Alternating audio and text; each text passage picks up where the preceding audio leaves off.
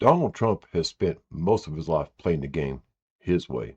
And if you look at the world through Donald Trump's eyes, I'd imagine it'll look something like this. He's got his pieces, he's got his board, and of course, America's just about big enough to hold his ego.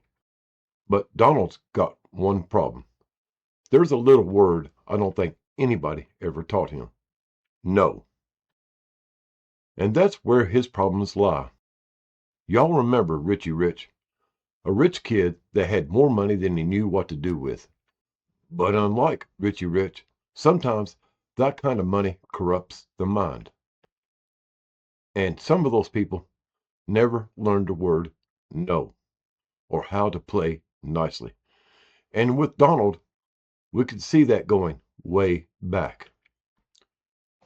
In 1973, Donald Trump was only 27 years old when the federal government came knocking. The Justice Department was basically telling the Trump family, no, you can't run your housing business this way. Now, most people might have fought the case and left it at that. Not Donald. Donald and his father turned around and sued the federal government for $100 million.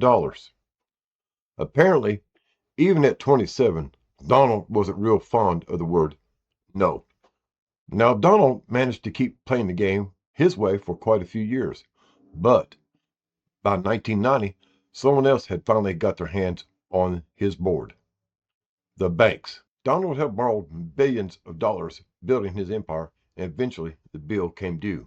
And this time, the banks started making the rules. The airplane, that's got to go. The yacht, got to go too. And some of those hotels, well, Donald, we're going to have to talk about them too. Donald had finally run into somebody who understood the word he didn't. No. And then came 2016. Donald found a new toy, the White House. And the game changed again. Apparently, Donald liked his new toy because 4 years later, he didn't want to leave. Now, everybody remembers what happened in 2020 and the years after, but he never shut up about having to leave his house. But eventually, Donald got his house back, and I think he figured this time things were going to be different.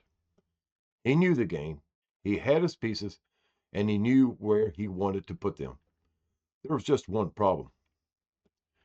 People kept telling him no. The courts told him no. Congress told him no. And even some of his people told him no.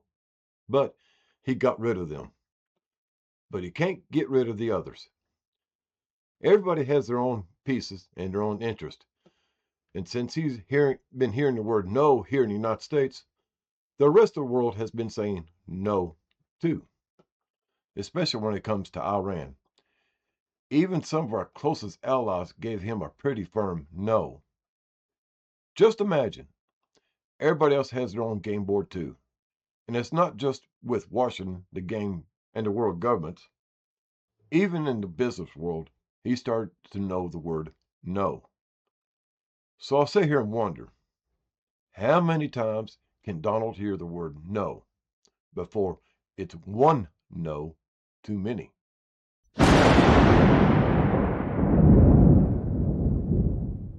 Attention passengers, we've now reached our destination. We hope you enjoyed the flight and have a nice day.